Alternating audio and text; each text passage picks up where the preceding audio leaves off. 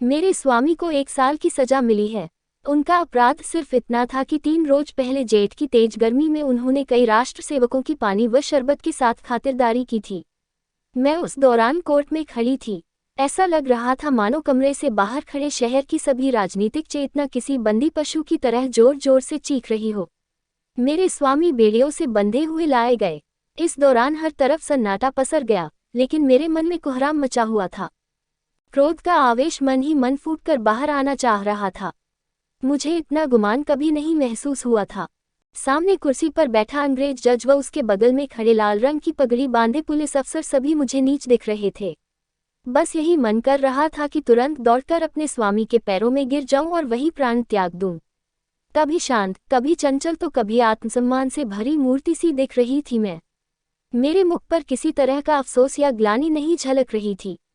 किसी की सेवा को अपराध करार देना व उसके 1 साल की जेल की सजा सुनाना गजब की न्याय व्यवस्था है।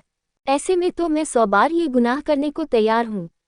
मेरे स्वामी जाने लगे और जाते वक्त मेरी ओर देखकर मुस्कुराए और फिर आगे बढ़ गए।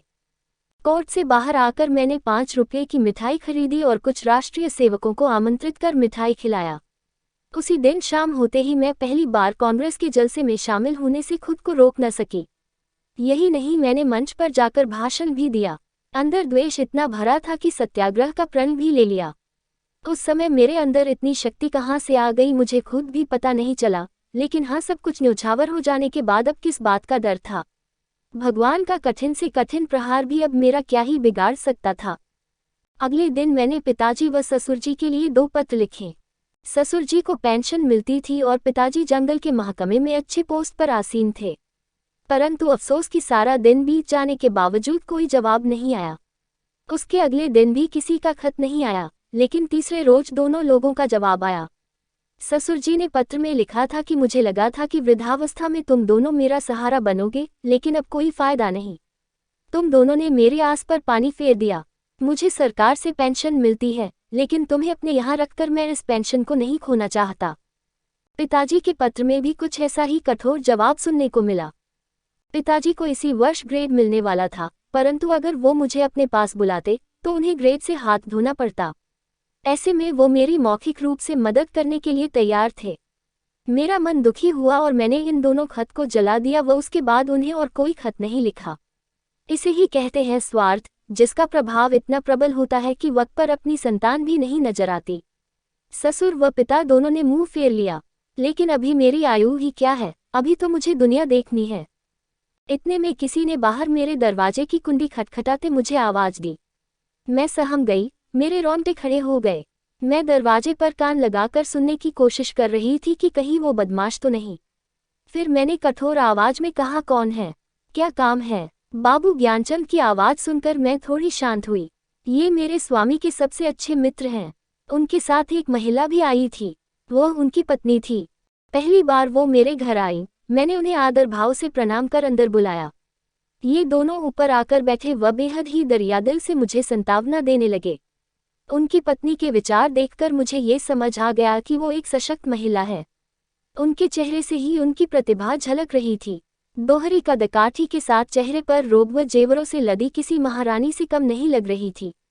खास बात तो ये थी कि बाहर से वो जितनी ही कठोर दिख रही थी, अंदर से उतनी ही करुणा से भरी हुई थी।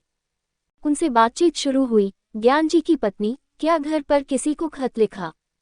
मैंने कहा, हाँ। ज्ञान जी की पत्नी, कोई घर से लेने आ रहा?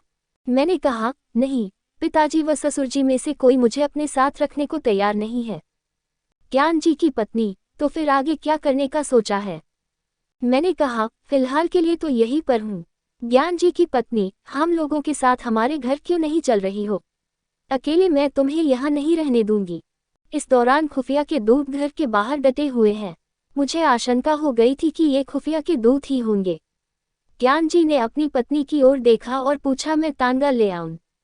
ज्ञान जी की पत्नी ने इशारे में ही आज्ञा दे दी। ज्ञान जी तुरंत द्वार की तरफ चले। तभी ज्ञान जी की पत्नी ने बोला, रुको, कितने तांगे लेकर आओगे? ज्ञान जी घबरा कर बोले, कितने? ज्ञान जी की पत्नी, हाँ कितने, एक तांगे पर सिर्फ 3 लोग ही बैठ सकते हैं, बाकी के सामान बिस्तर, बर्तन आदि कैसे जाएंगे? ज्ञान जी, फिर 2 ले आऊं? ज्ञान जी बोले। ज्ञान जी की पत्नी, एक तांगे पर कितना सामान जाएगा? ज्ञान जी, फिर ठीक है 3 ले आता हूँ। ज्ञान जी की पत्नी, हाँ तो जाओ भी, अब इतनी देर क्यों कर रहे हो? जब तक मैं कुछ कहती तब तक ज्ञान जी निकल गए।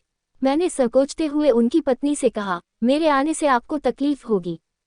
कठोर वाणी में ज्ञान जी की पत्नी ने बोला, हाँ तकलीफ तो होगी, तुम किलो भर आटा खाओगी, घर का एक जगह भी घेर लोगी, ये सब क्या कम कष्ट है?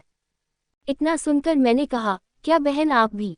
उनकी पत्नी ने मेरा कंधे पर हाथ रखकर बोला, जब तुम्हारे स्वामी वापस आ जाए तो मुझे अपने घर में रख लेना, हिसाब बराबर हो जाएगा। अब ठीक है ना, तो चलो सारा सामान बांध लो।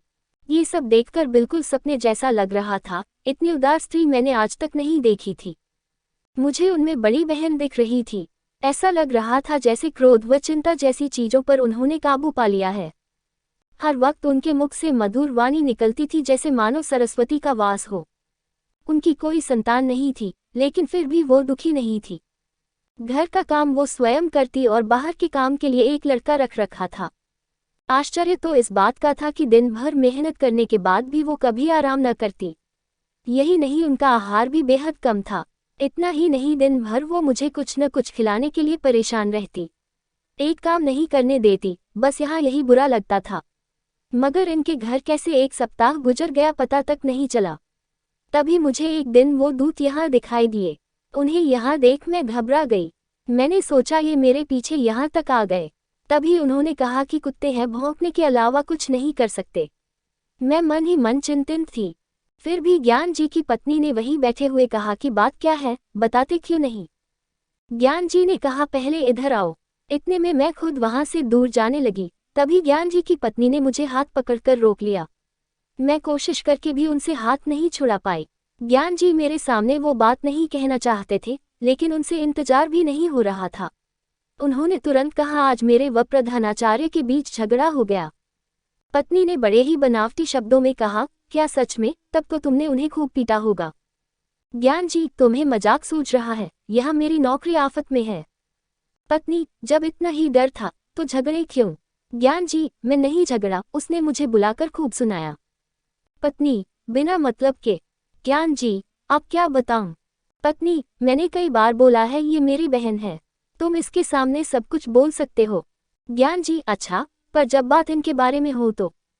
पत्नी ने कहा, मैं समझ गई, खुफियों से तुम्हारी अनबन हुई होगी और पुलिस ने तुम्हारे स्कूल में शिकायत कर दी होगी। ज्ञान जी सोचते हुए, नहीं ऐसा नहीं है, लेकिन पुलिस ने हाकिम जिला के यहाँ शिकायत की और उसने प्रधानाचार्य से। प्रधानाचार्य ने मुझसे जवाब मांगा है। पत्नी ने कहा, प्रधानाचार्य ने कहा होगा कि उस महिला को अपने घर से बाहर करो। ज्ञान जी, हाँ, कुछ ऐसा ही समझ लो। पत्नी, फिर तुमने क्या कहा? ज्ञान जी, फिलहाल मैंने कुछ नहीं कहा है, वहाँ कुछ समझ नहीं आ रहा था। पत्नी ने गुस्से में कहा, जब तुम इसका जवाब जानते हो फिर सोचना कैसा? ज्ञान जी सहम कर बोले, मैं ऐसे अचानक कैसे बोल देता? पत्नी गुस्से में बोली, जाओ अभी जाकर अपने प्रधानाचार्य से कहो कि मैं उसे नहीं निकाल सकता और अगर न माने तो नौकरी से इस्तीफा देकर घर आना। अभी तुरंत जाओ। मैं अपने आंसू नहीं रोक पाए, रोते हुए मैंने कहा, बहन ये सब क्यों?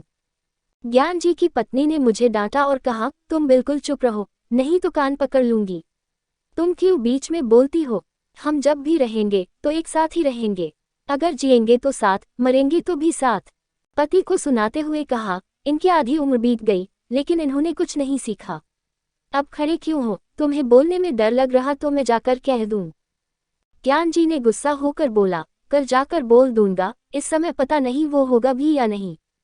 इधर पूरी रात में नहीं सो पाए, पिता व ससुर जी जिसे दोनों ने ठुकरा दिया हो, उस दासी को इन्होंने इतनी इज्जत दी। ज्ञान जी की पत्नी सच में किसी देवी से कम नहीं है। अगले दिन ज्ञान जी निकल रहे तभी पत्नी ने कहा, जवाब देकर आना। ज्ञान जी के जाने के बाद मैंने कहा, बहन तुम ये सही नहीं कर रही हो, मुझे ये बर्दाश्त नहीं हो रहा कि मेरी वजह से तुम्हारे परिवार पर परेशानी आए।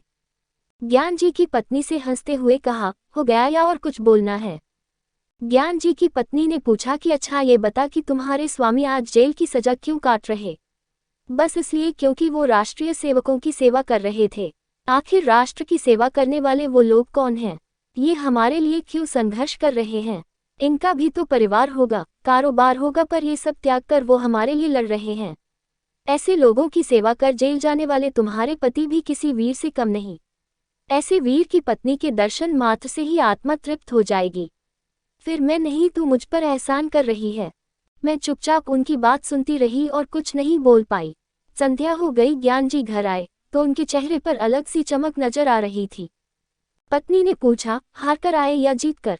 ज्ञान जी ने स्वाभिमान के साथ कहा, जीत कर। जब मैंने नौकरी से इस्तीफा दिया तो उसका दिमाग चकरा गया। तभी उसने हाकिम जिला के पास जाकर बात की। वापस आकर उसने बोला, आप राजनीतिक जलसों में क्यों नहीं शरीक होते?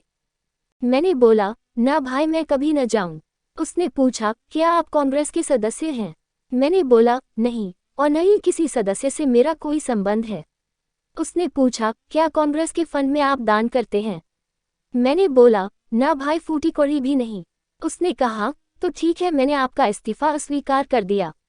पत्नी ने ये सुनते ही ज्ञान जी को गले से लगा लिया।